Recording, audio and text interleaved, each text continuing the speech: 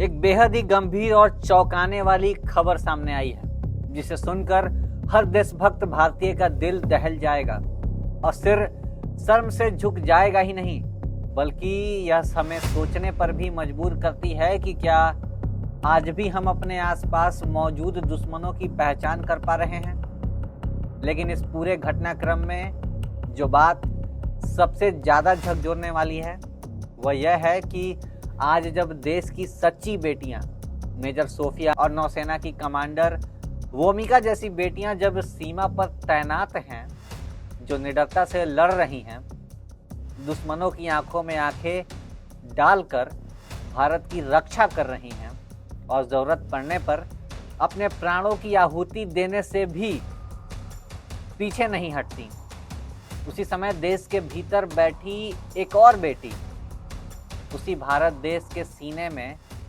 छुरा भोंक रही है। आपने ज्योति मल्होत्रा का नाम जरूर सुना होगा।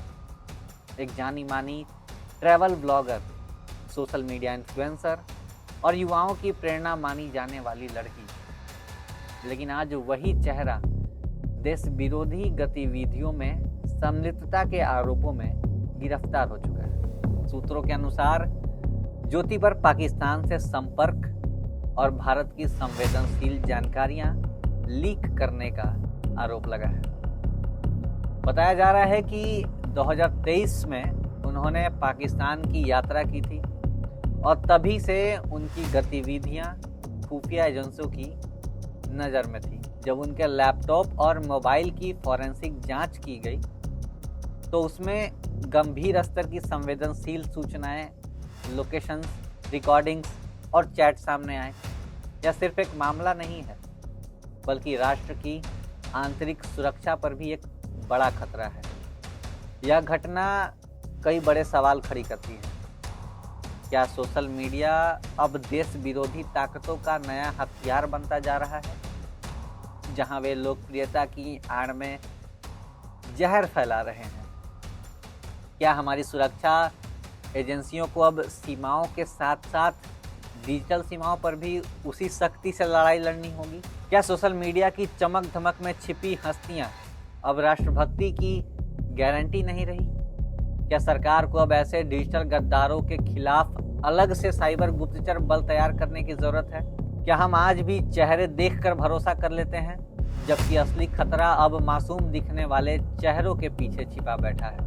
और सबसे अहम, क्या देश के अंदर बैठे दुश्मनों की पहचान करने में हम बहुत देर कर रहे हैं? NIA और ATS जैसी शीर्ष सुरक्षा एजेंसियां इस पूरे मामले की गहन जांच में जुट चुकी है। फिलहाल ज्योति मल्होत्रा हिरासत में है और उनसे यह जानने की कोशिश की जा रही है कि वे सिर्फ एक मोहरा थीं या पूरे नेटवर्क की मास्टरमाइंड।